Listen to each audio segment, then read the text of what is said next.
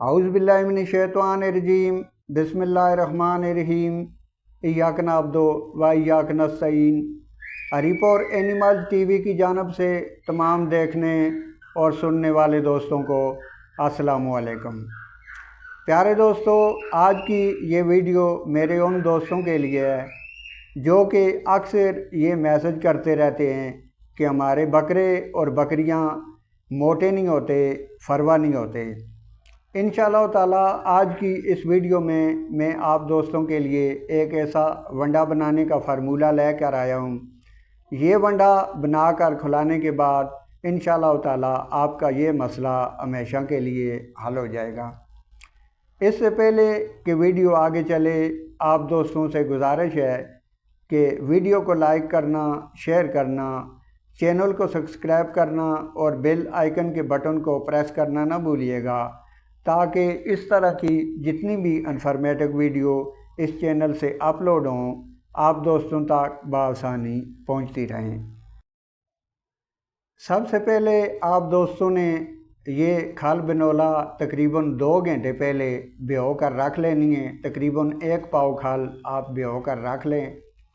जब ये भीग जाए तो फिर उसके बाद आप इसे इस तरह से इसका पानी बिल्कुल इसमें से निकाल लें और इस तरह पानी निकाल के ये सारी खाल जो है ये एक बर्तन में डाल लें।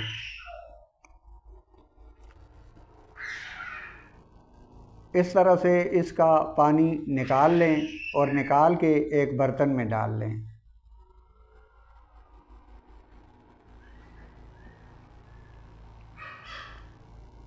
खल बिनोला का सारा पानी आप इस तरह से निकाल लें ताकि ये बिल्कुल खुश्क हो जाए। खुश्क करके उसके बाद बाकी जो भी अजनास इसके अंदर शामिल करने हैं इंशाअल्लाह ताला आप दोस्तों को मुकम्मल वंडा बनाकर मैं दिखाऊंगा।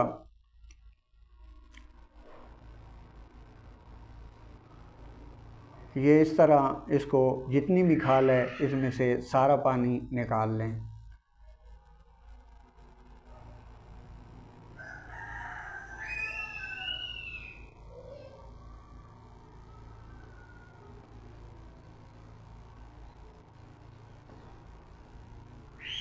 सारा पानी निकालने के बाद इसे थोड़ा सा मिक्स कर लें और उसके बाद इसके ऊपर गंदम डाल लें। अगर आपकी बकरियां गंदम खाती हैं तो बहुत अच्छा है, अगर नहीं खाती हैं तो थोड़ी थोड़ी डाल के आप इन्हें इंशाअल्लाह ताला थोड़ी थोड़ी डाल के खिलाएंगे तो ये खाना शुरू कर जाएंगी। तो इस तरह इसके ऊपर गंदम डाल के इसको भी आपस में मिक्स कर लेना है।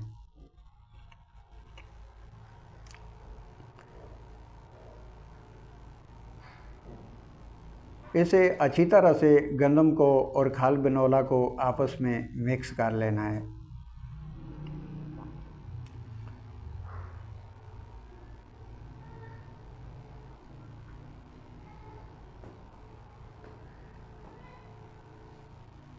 ये मिक्स हो गई और इसके बाद इसके ऊपर आपने चोकर डाल लेना है, गंदम का चोकर।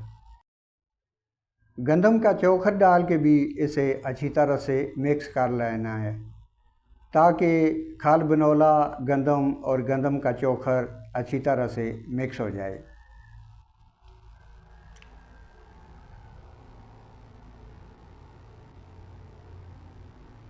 इसे बिल्कुल अच्छी तरह से आपस में मिक्स कर दें।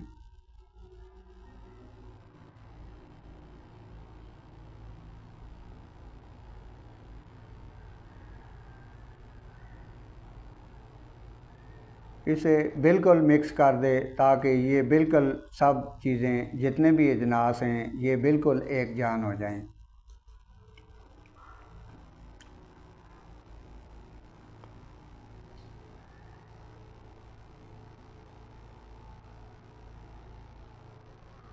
और इसके बाद आपने ये चने का छिलका है, चने का छिलका इसके ऊपर डाल लेना है।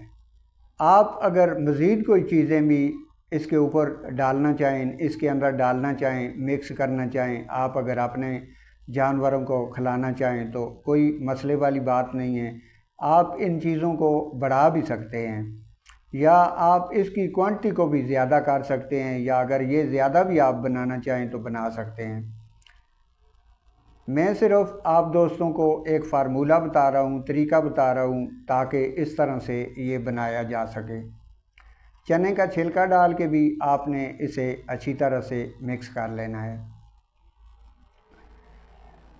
चने के छिलके के बाद आपने इसके ऊपर मकई का दलिया डाल लेना है। ये मकई का दलिया है। मकई का दलिया भी बहुत ही ज़बरदस्त एनर्जी सोर्स है। मकई का दलिया डाल के भी इसे बिल्कुल अच्छी तरह से मिक्स कर लेना है, ताकि ये सब चीज़ें आपस में मिक्स हो जाएं। मज़ीद अगर इसमें आप सोयाबीन मिलाना चाहें या बाजरा मिलाना चाहें, या मिसाल के तौर पे आप गंदम का दलिया मिलाना चाहें, कोई भी चीज़ अगर मज़ीद भी आप इसके अंदर डालें तो डाल सकते हैं, इसमें कोई हरज वाली बात नहीं है। ये बिल्कुल अच्छी तरह से मिक्स कर लेना है, ताकि ये बिल्कुल जितने भी अजनास हैं ये आपस में बिल्कुल मिक्स हो जाएं। और उसके बाद आप अगर सूरजमुखी का बीज हो तो 1 चम्मच सूरजमुखी का बीज और 1 चम्मच अजवाइन भी इसके अंदर शामिल कर लें। अजवाइन से ये है कि अजवाइन हाजमे का बहुत अच्छा सोर्स है, और तकरीबन अपने जानवरों को रूटीन वाइज भी अजवाइन खिलाते रहना चाहिए, अजवाइन देते रहना चाहिए। ये जानवरों के लिए बहुत ही मुफीद चीज़ है।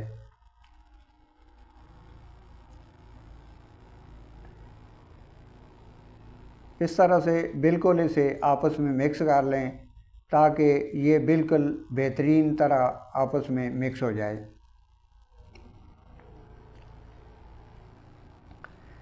ये फार्मूला इंशाअल्लाह ताला मैं दावे के साथ कहता हूँ कि आप अपने जानवरों को 10 से 15 दिन आप खिलाएँ, और उसके बाद आप अपने जानवरों को देखेंगे, उनका बॉडी स्कोर देखेंगे, और देखेंगे कि वो किस तरह मोटे होते हैं, फरवा होते हैं।